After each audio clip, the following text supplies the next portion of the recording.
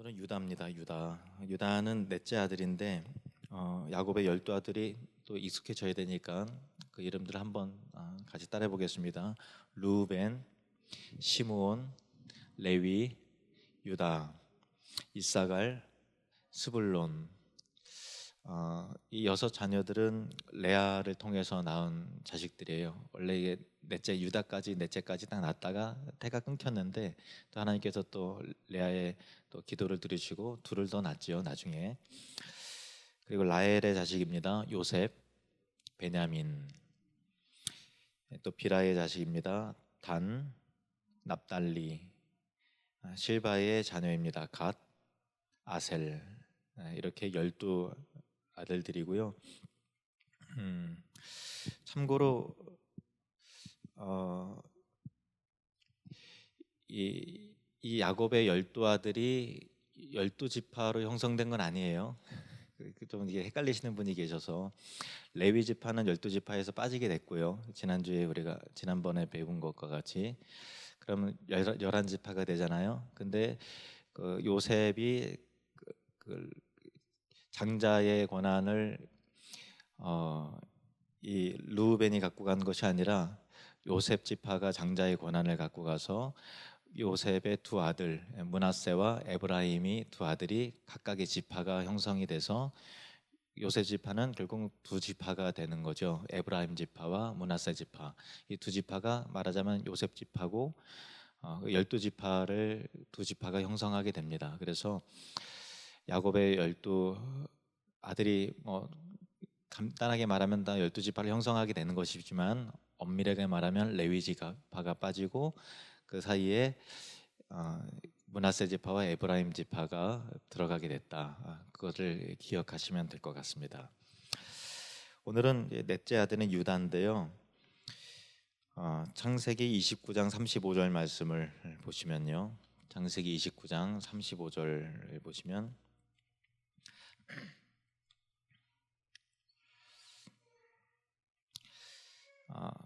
제가 읽겠습니다. 그가 또 임신하여 아들을 낳고 이르되 내가 이제는 여호와를 찬송하리로다 하고 이로 말미암아 그가 그의 이름을 유다라 하였고 그의 출산이 멈추었더라. 레아가 이제 임신을 하고 아들을 낳는데 유다라고 했는데 유다의 이름은 찬송이라는 의미입니다. 참 좋은 이름이죠. 같이 한번 따라해 볼까요? 찬송. 유다가 찬송이라는 그런 의미예요. 그래서 유다라고 하는 지파는 그 이스라엘 내에 굉장히 중요한 지파로 있기 때문에 또 중요한 사람이고 그래서 이스라엘 백성들 가운데 굉장히 보편적이고 흔한 이름이었어요. 그래서 워낙 또 유명한 사람이니까 자식을 낳으면은 또그 유명한 사람, 위대한 사람의 이름을 쫓아서 그 자식의 이름을 짓기도 했잖아요. 그래서 워낙 유다가 예수님 당시에도 유다라는 사람이 굉장히 많았습니다만은 근데 가룟 유다 때문에 그 유다라는 좋은 의미가 퇴색이 돼 버렸어요. 가룟 유다가 완전히 망친 거죠. 그래서 우리가 성경적인 이름을 지을 때 뭐 다윗도 있고 또 야곱도 있고 또 요셉도 있고 또 어떤 사람 이름 보니까 하박국도 있더라고요. 또 이사야도 있고 뭐 여러 요한도 많이 있고 그렇지만은 유다라고 짓는 사람 없는 것 같아요. 왜냐면은 얼른 가룟 유다가 연상이 되지 그 야곱의 12아들 중에 유다 지파의 그 사람이 먼저 떠올리기보다 가룟 유다의 영향이 너무 커요. 그래서 그 이후에 가룟 유다 이후에 어떤 사람도 유다라고 이름을 짓기가 좀 꺼려할 만큼 이 찬양이라고 하는 이 좋은 이름을 가룟 유다가 다 버려놨다. 그런 거죠. 그러니까 참 안타깝습니다. 어쨌든 이스라엘 지파를 형성하는 일에 있어서 가장 영광스러운 역할을 차지했던 지파는 유다 지파이고요.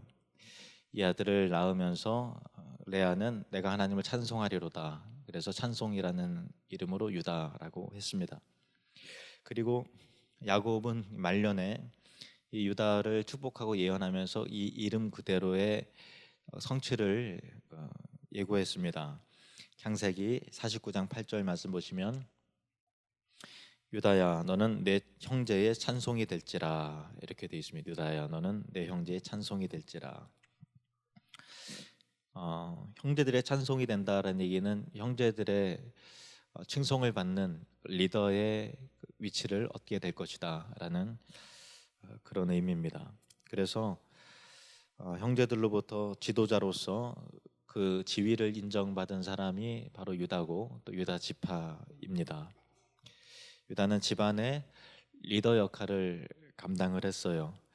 창세기 37장 26절에서 27절 말씀을 보시면 이게 그 형제들이 요셉을 아버지 심부름 때문에 온 요셉을 구덩이에다 가두고 얘를 이제 죽이자 뭐 이렇게 의견이 모아지는 때에 유다가 나서서 이렇게 만류하고 설득을 합니다. 유다가 자기 형제에게 이르되 우리가 우리 동생을 죽이고 그의 피를 덮어둔들 무엇이 유익할까? 자 그를 이스마엘 사람들에게 팔고 그에게 우리 손을 대지 말자. 그는 우리의 동생이요 우리의 혈육이니라 하매 그 형제들이 청종하였더라. 그러니까 다른 사람이 말했으면은 콧방귀도 안 꼈을지도 모르는데 유다가 말했기 때문에 그 형제들이 청종했다라는 거. 그러니까 유다가 장남도 아니고 넷째임에도 불구하고 다른 형제들이 유다의 말이면 귀를 기울일 정도로 평소에 어떤 리더십이 있었고 또 그의 말에 은연 그 권위가 있는 그런 위치였다라는 것이죠. 왜 그러니까 그 유다가 어쨌든 이제 이스마엘인에게 유다가 요셉을 팔자고 제안함으로써 요셉의 목숨을 구하는 데 도움을 주는 역할을 했는데 왜 넷째인 유다가 형제들에 있어서 리더 역할을 했을까라는 것을 보면은 넷째잖아요. 근데 첫째는 이제 루벤이죠. 루벤은 지난번에 배워서 아시다시피 아버지의 첫 비라, 그러니까 라헬의 시종이죠. 비라를 와의 그 간음을 통해서 아버지 야곱을 모욕했죠. 그래서 그 장자의 직위를 그 박탈당했고요. 그리고 둘째하고 셋째인 레위와 시므온과 레위가 세겜 사건을 통해서 그 혈기를 억누르지 못하고 그 피해 복수를 저지름을 통해서 아버지 야곱으로부터 그 신망을 다 잃어버렸죠. 그래서 첫째, 둘째, 셋째가 그렇게 쉽게 말하면 아웃이 된 그런 거에서 그래서 자연스럽게 그 아버지의 그 신뢰가 유다에게로 이게 이어지게 됐고 또 형제들도 또 유다의 말을 잘 청종하는 그런 상황이었습니다. 그런데 이 창세기 37장부터 창세기 마지막까지 요셉 이야기가 흥미진진하게 그렇게 펼쳐지게 되잖아요. 그런데 갑자기 여러분 창세기를 천천히 읽어보신 분들은 알겠지만 창세기 38장에 뜬금없이 유다 이야기가 딱 나와요. 그리고 39장부터 다시 요셉 이야기가 쭉 이어지게 되죠. 유다가 어떤 이야기가 펼쳐지게 되는가 하면은 유다가 아버지의 집을 떠나서 가나안 땅으로 가서 가나안 여자와 결혼을 해서 거기에 아버지로부터 독립을 선언해서 그렇게 따로 살림을 차리고 세속화가 되는 거죠. 그래서 이 사건은 유다 역시도 루벤도 잘못해서 하나님께 버림을 받았고 또 시므온과 레위 역시도 또 아버지의 또 신뢰를 다 잃어버렸고 그런 상황 속에서 유다가 가나안 땅에 가고 이제 하나님의 언약 백성으로서의 어떤 위치와 역할을 스스로 망각한 채 가나안 여자와 만나서 결혼을 해서 따로 살림을 차려버렸으니 이 사건은 집안 내에서 그 유다의 위치를 스스로 잃어버리게 만들고 또 리더십을 잃게 만들 만한 그런 사건이었습니다. 이 창세기 38장에 어떤 일이 있는가를 좀 설명을 드리면요. 좀 내용이 좀 복잡합니다만 한번 들어보세요. 요셉이 애굽에 팔려간 다음에 요셉 이야기가 쭉 펼쳐지는데 그거는 이제 39장부터 펼쳐지게 되고 38장에 유다 이야기가 펼쳐지게 됩니다. 그 내용은 유다가 형제들로부터 떠나서 그 아둘람 사람 히라, 이제 가나안 사람에게로 갑니다. 그래서 그곳에서 가나안 사람 여인 그 수아의 딸을 보고서 아내를 취합니다. 여기서 주목할 것은 유다가 언약 공동체인 아버지와 형제들을 떠나서 가나안 사람들에게 내려갔다는 거예요. 마치 이 롯이 소돔과 고모라 땅의 그 비옥함과 그 기름짐을 보고서 선택해서 세상을 향해 내려갔듯이 유다도 외형적인 화려함과 아름다움, 육신적인 추구를 위해서 가나안 사람들의 땅으로 내려간 것입니다.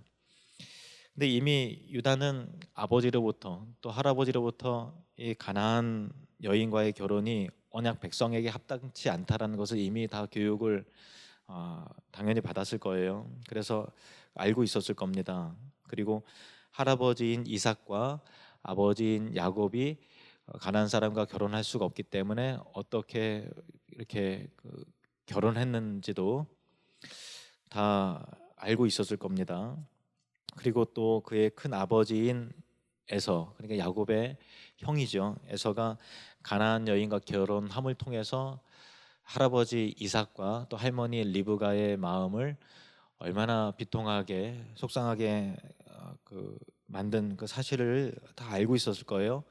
그럼에도 불구하고 유다는 가나안 땅으로 내려가서 가나안 여자를 색시로 맞이를 합니다. 그러니까 여기부터 이제 참 이상해지는 거죠. 스토리가요. 이 사실이 심각한 이유는 유다가 세상의 풍요와 이방 여인의 아름다움을 보고서 언약 백성이 지켜야 할 규례를 가볍게 여겼다는 점이지요. 유다는 세상의 풍요와 세상의 아름다움 속에서 언약 백성이 소중하게 보아야 할 신앙의 가치를 보지 못했습니다. 우리 역시도 세상의 아름다움과 또 물질적인 가치관에 우리가 빠져서 정말 보아야 될 영적인 구별됨과 또 거룩함의 가치를 우리 또한 잊고 사는 것은 아닌지, 이 유다의 선택과 행실을 보고서 우리가 또 교훈을 얻어야 할 것입니다. 유다는 가나안 여인과 결혼해서요, 그 세 아들을 낳는데 엘과 오난과 셀라를 낳았습니다. 엘, 오난, 셀라, 그렇게 세 아들을 낳았는데 유다는 장자인 엘에게 가나안 여인 중에서 다말이라고 하는 다말을 취해서 아내로 주었습니다. 그런데 어떤 죄인지 모르겠지만은 엘이 하나님의 목전에서 악을 행했기 때문에 하나님께서 그를 치셔서 죽었다고 이렇게 되어 있습니다.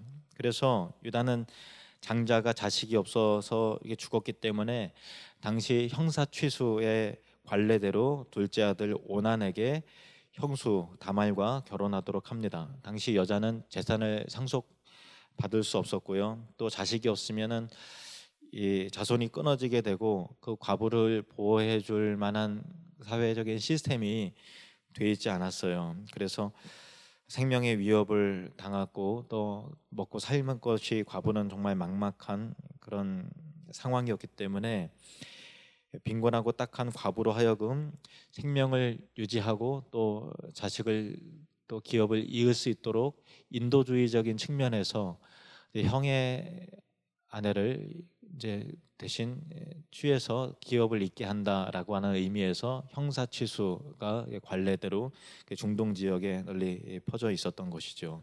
성경적으로도 그렇고요. 그런데 둘째 오나는 자신의 욕망을 채우면서도 당시 사회를 지탱하는 중요한 법적 장치이자 자신에게 주어진 의무를 고의적으로 회피했어요. 그래서 형의 자식이 태어날 경우 자기에게 돌아올 장자의 명분, 어떤 그 재산적인 그것이 빼앗길까 아마 염려했던 것 같아요. 그래서 성적인 관계를 했지만 그러나 어, 이와 같은 그것을 유산이 적어질 것을 우려해서 그렇게 임신치 못하도록 그렇게 했죠. 그래서 하나님은 그의 악함으로 인해서 오난을 벌하여 죽게 그렇게 하셨습니다. 그래서 유다는 첫째 아들도 죽고 또 둘째 아들 오난도 죽고 그렇게 된 상황 속에서 두 아들이 죽은 것이 결국은 자신이 가나안 땅에 가고 가나안 여자를 취한 그것으로 인한 책망이요 또 두 아들의 죄 때문에 죽은 것인데 유다는 생각하기를 야 진짜 내가 며느리를 잘못 얻어갖고 이 여자가 팔자가 얼마나 세냐 그게 결혼하면 다 남자들이 죽는 팔자가 굉장히 센 여자구나 그렇게 생각을 했어요. 그래서 창세기 38장 11절 말씀을 보시면 창세기 38장 11절 유다가 그의 며느리 다말에게 이르되 수절하고 내 아버지 집에 있어 내 아들 셀라가 장성하기를 기다리라 하니 셀라도 그 형들 같이 죽을까 염려함이라 다말이 가서 그의 아버지 집에 있으니라. 그러니까 셋째 아들 줄 의사가 없으면서도 그럴듯한 핑계를 대면서 친정으로 보내는 거죠. 내 막내 그 셀라가 클 때까지 조금만 더 기다려라 하고서 했는데 마음속으로는 이 셀라도 죽을까봐 다말이랑 혼인을 시켰다가 셀라 역시 죽겠구나. 그러니까 모든 이 계속 자식이 죽는 탓을 본인의 죄와 자식들의 죄의 영적인 측면을 봐야 되는데 외부적인 환경의 탓과 특별히 다말의 책임으로 돌리고 있는 거죠. 그만큼 영적으로 다 가려져 있고 어두워진 그런 상황입니다. 그래서 이런 상황에서 얼마 지나지 않아 하나님께 또 경고를 보내세요. 그 유다의 아내 가나안인 그 아내도 죽게 됩니다. 한편 다말은 시아버지의 말을 믿고서 기다립니다. 그리고 몇 년 세월이 흘러서 셋째 셀라가 장성했는데도 유다가 다말을 셀라의 아내로 주지 않음을 보고서 다말은 시아버지의 그런 그 속이고자 하는 마음을 간파하게 됐죠. 그리고 시아버지 유다가 처음부터 자기를 속였음을 알게 된 것입니다. 그러던 어느 날 다말은 시아버지가 자기의 집 근처에 온다는 말을 듣고서 마을 근처에 온다는 말을 듣고서 어떻게든 처음 남편의 씨를 계속 이어가고자 하는 그 염원을 갖고서 과감하고 파격적인 행동을 하기로 마음을 먹습니다. 그래서 그녀는 유다가 지나가는 길목에서 창녀의 복장을 하고 그렇게 기다리는 거예요. 아내와 사별하고 공허와 또 허무 가운데 지냈던 유다는 길가에서 창녀를 보자마자 그녀를 삽니다. 그리고 유다는 창녀에게 다말인 줄 모르는 거죠. 창녀에게 그 값으로 염소 새끼 한 마리를 주기로 약조를 하는데 당장 염소 새끼가 없으니까 그 증거물 약조물로서 자기의 도장과 끈과 지팡이를 대신 주고 나중에 염소 새끼 한 마리를 가지고 와서 그걸 도로 교환하는 식으로 약조물을 이렇게 맺는 거죠. 다말은 이렇게 유다와의 관계를 맺고서 기대했던 바대로 잉태를 합니다. 한편 유다는 자신의 아둘람 친구를 통해서 창녀에게 맡긴 그 지팡이와 끈과 도장을 되찾아야 될 거 아니에요. 여기 신분이 그 상징이니까. 그래서 염소 새끼를 한 마리를 죽어서 거기 성에 가면은 창녀가 있는데 그 바꿔 갖고 이렇게 오라 이렇게 했더니 갔더니 친구가 알아보니까 여기에는 창녀가 없는 거예요. 그래서 그 소식을 전해들은 유다는 더 이상 부끄러움 당할 것을 두려워하여 더 이상 찾지 말라고 합니다. 그러니까 유다는 세상 사람들도 부끄러워할 만한 그런 일을 스스로 이제 자기 자신을 속이면서 그렇게 한 것이죠. 그 다음에 석 달쯤 3개월 정도 지났는데 유다의 귀에 참으로 부끄러운 소식이 들렸습니다. 수절하고 친정에 가 있는 며느리가 임신을 했다는 이야기를 들은 거예요. 그러니까 수절한 며느리의 임신은 꼭 그녀가 행음을 했다는 것을 의미하지 않습니까? 그리고 다말은 당시 법과 관행에 따라 막내 아들 셀라와 이미 정혼한 그 상태이기 때문에 행음한 며느리를 처형하기 위해서 유다가 직접 나섭니다. 유다는 그렇지 않아도 막내 아들 셀라를 어떻게 하면 안 줄까 그것을 고심하고 있던 차에 절호의 찬스를 잡아서 다말을 제거할 기회를 얻은 것이라고 생각을 했습니다. 그리고 유다는 잔인하게도 다말에게 어떤 발언의 기회도 주지 않은 채 화형을 시키라고 그렇게 명했습니다. 이 모든 것을 예상하고 있었던 다말은 자신과 잠자리를 한 이 남자의 신분을 알려줄 증거물을 제시를 합니다. 이 물건 임자로 말미암아 잉태하였나이다. 청하건대 보소서 이 도장과 그 끈과 지팡이가 네 것입니까? 라고 이렇게 따져 물었습니다. 유다는 다말의 말대로 그 증거물을 자세히 살펴보았는데 그 결과 며느리와 관계를 맺은 당사자가 누구인지 확실하게 알게 되었습니다. 유다는 화형을 당해야 할 사람은 다말이 아니라 오히려 자신임을 인정하게 되었습니다. 자신의 약조물을 본 유다는 드디어 영적인 눈이 열렸습니다. 그래서 그동안 자신이 행했던 죄와 어리석음, 가나안 땅으로 가서 이 세상의 향락과 외형적인 풍요와 아름다움을 보고서 쫓아서 살아왔고, 또 하나님의 언약 백성으로서의 가치관을 자녀들에게 가르치지 않았고, 세상의 정신에 쩌들어 살았던, 정말 이 속된 말로 말하면 영적으로 똥인지 된장인지 구별하지도 않고 살아왔던 자신의 그런 미련하고 어리석은 모습을 다말을 통해서 완전히 깨닫게 되었고, 자신의 죄와 어리석음과 간교함을 보게 되었습니다. 유다는 마침내 자신의 근본적인 죄와 잘못을 깨닫게 되면서 언약 백성으로서의 정체성을 이제 다시 회복해야 된다라는 것을 깨닫게 된 것입니다. 유다는 며느리 다말이 자신의 육체적인 정욕을 위해서가 아니라 남편의 대를 잇기 위해서 부끄러움을 무릅쓰고 유다와 관계를 가졌다는 것을 알게 됐습니다. 그리고 유다는 자기보다 며느리가 옳다라는 것을 인정하고 고백하기에 이르렀습니다.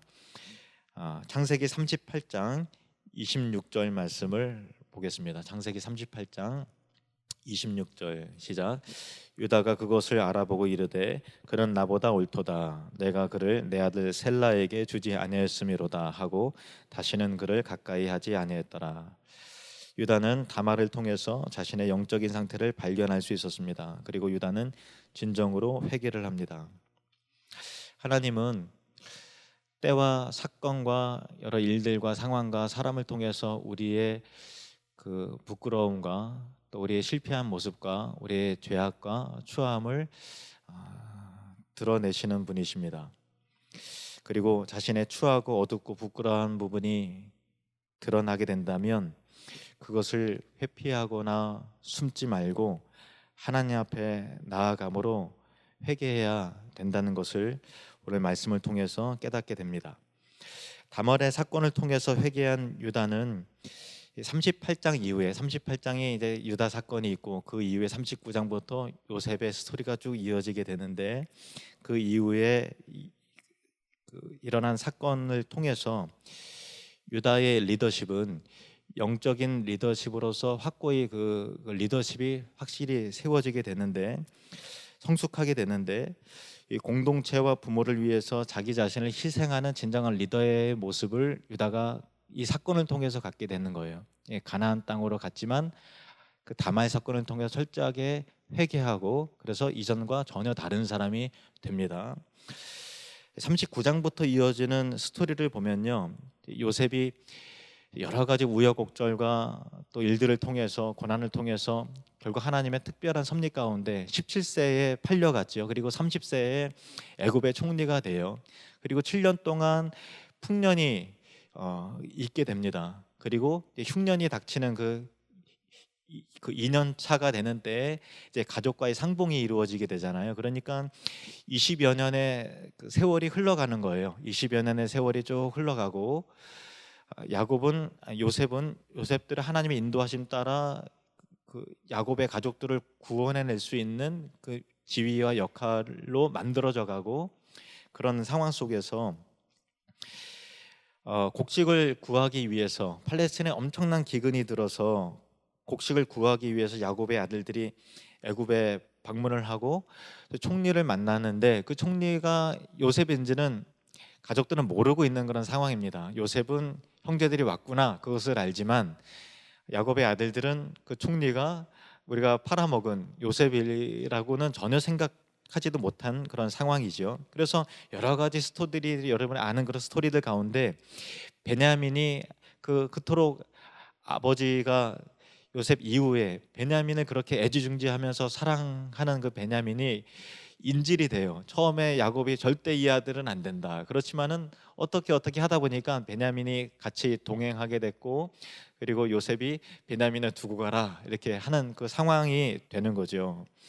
그런데 이때 유다가 이를 가족의 입장에서 그 변론을 하면서 자신이 대신 인질이 되겠다고, 이 베냐민이 여기 남게 되면 우리 아버지가 틀림없이 같이 죽게 될 텐데 내가 대신 붙잡혀 있고 인질이 되겠다고 요셉을 설득하고 대변인의 역할로 요셉의 마음을 열어서 가족이 요셉과 상봉할 수 있는데 결정적인 기여를 한 사람이 바로 유다이고, 유다가 그렇게 설득할 수 있던 계기가 됐던 것이 내가 대신 베냐민 대신 이 옥에 갇히겠다고 인질이 되겠다고 했던 이 공동체를 위한, 가족을 위한 철저한 자기 희생과 자기 부인을 했던 유다의 역할 때문에 이 일이 이렇게 된 것이죠.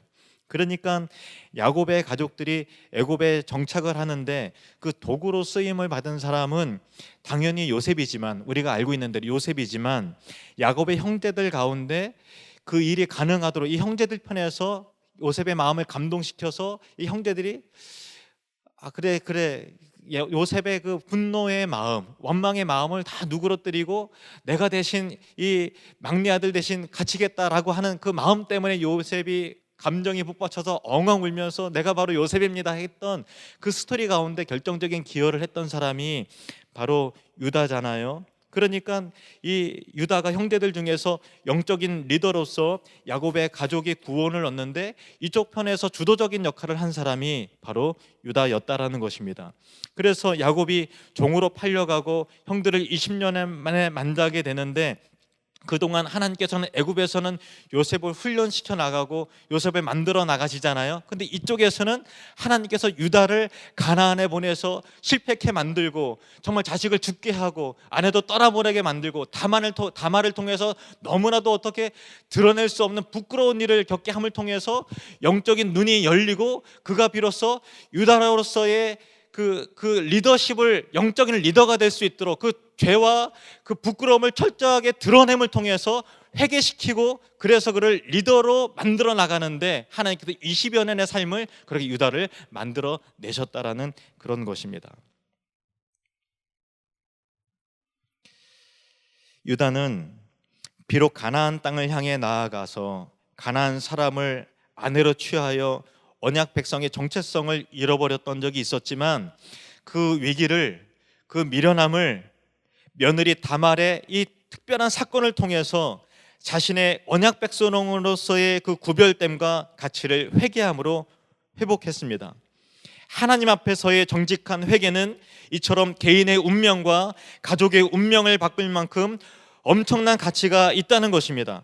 죄는 우리를 파멸시키지만 회개는 우리를 회복시킵니다. 죄는 하나님으로부터 쓰임 받을 수 없게 그렇게 만들어 버리지만 회개는 하나님으로부터 다시 쓰임 받는 거룩한 도구가 되게 하는 것입니다.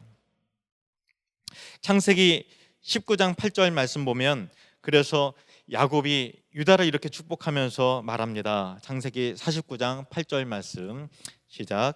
유다야, 너는 내 형제의 찬송이 될지라. 내 손이 내 원수의 목을 잡을 것이요 내 아버지의 아들들이 내 앞에서 절하리로다. 그는 야곱의 애언과 축복대로 이스라엘 12지파의 리더가 되었습니다. 세월이 지난 후에 이스라엘의 12지파들이 이제 광야로 지나 횡단할 때 제일 앞장서서 나아갔던 지파가 바로 유다 지파입니다. 민수기 10장 14절 말씀 보시겠습니다. 시작. 손두로 유다 자손의 진영의 군기에 속한 자들이 그들의 진영별로 행진하였으니 유다 군대는 암미나답의 아들 나손이 이끌었고. 아멘. 그리고 이스라엘 사람들이 가나안 땅에 정착을 하고 점령하면서 그것을 차지하기 시작했을 때 유다 지파가 제일 먼저 제비를 뽑는 특권을 얻었고요. 그리고 유다 지파는 가나안 땅 남쪽 부분에서 가장 크고 중요한 부분을 다 차지했습니다. 인구조사, 민수기 1장하고 26장에 보면은 광야에 들어갈 때 인구조사가 나오고, 그리고 광야 40년이 끝나고 나서 인구조사를 하잖아요. 그런데 아까 지난번에 살펴봤던 것 같이 다른 시므온 지파 특별히, 그리고 르우벤 지파 인구가 막 줄어버렸잖아요. 그런데 인구가 가장 많았던, 인구를 계수할 때 가장 많은 숫자의 지파가 바로 유다 지파였습니다. 그리고 오늘날도 우리가 이스라엘 사람들을 유대인이라고 말하잖아요. 그 유대인이라는 말 자체가 유다가 그 이스라엘을 대표하기 때문에 다른 지파에 상관없이 자기 자신도 다 유대인이라고 이렇게 말하는 거예요. 그 바벨론 유수에서 돌아온 후에 다른 돌아온 사람들 레위 지파도 있을 것이고 베냐민 지파도 있었겠죠. 바울은 베냐민 지파 사람이고, 또 여러분 잘 아는 바나바는 레위 지파 사람인데, 당신은 어디 사람이냐라고 말할 때 우린 유대인이요 다 말한다는 거예요. 그러니까 유대인이 그렇게 특별한 지위로서 그 이스라엘 대표하는 그렇게 지파가 되었다라는 것입니다. 그래서 신약 성경에서 이스라엘인과 유대인은 모두 이스라엘 백성을 나타내는 동의어가 되었죠. 그렇게 유다가 형제들의 지도자가 되리라는 야곱의 예언은 그렇게 문자적으로 이루어졌습니다. 그리고 무엇보다도 유다 지파를 향한 가장 큰 축복은 다윗을 비롯해서 하나님 앞에서 인정을 받았던 왕은 다 유다 지파에서 나왔고, 예수 그리스도께서 유다 지파를 통해서 오셨다는 사실입니다. 창세기 37장 9절에서 10절 말씀. 유다는 사자 새끼로다. 내 아들아, 너는 움킨 것을 찢고 올라갔도다. 그가 엎드리고 웅크림이 수사자 같고 암사자 같으니 누가 그를 범할 수 있으랴. 규가, 다스리는 통치권을 말하는 것이죠. 유다를 떠나지 아니하며 통치자의 지팡이가 그 발 사이에서 떠나지 아니하기를 실로가 오시기까지 이르리니 그에게 모든 백성이 복종하리로다. 이 야곱의 그 사자로서의 그 리더십과, 그리고 왕의 혈통과 그 다스림, 실로가 오시기까지 모든 백성이 복종할 것이다라고 하는 이 그리스도의 예언이 이렇게 성취가 되는 거예요. 요한계시록 5장 4절에서 5절 말씀 보시면 우리 같이 읽겠습니다. 시작. 그 두루마리를 펴거나 보거나 하기에 합당한 자가 보이지 아니하기로 내가 크게 울었더니 장로 중에 한 사람이 내게 말하되 울지 말라. 유대 지파의 사자 다윗의 뿌리가 이겼으니 그 두루마리와 일곱인을 떼시리라 하더라. 아멘. 이것은 유다 지파의 사자 다윗의 뿌리를 뿌리인 예수님을 말하는 것이죠. 그리스도의 구원의 사역의 그 완성과 승리와 성취가 유다 지파를 향한 야곱의 축복과 예언의 성취였던 것입니다. 이 시간 우리 통성으로 기도하길 원합니다.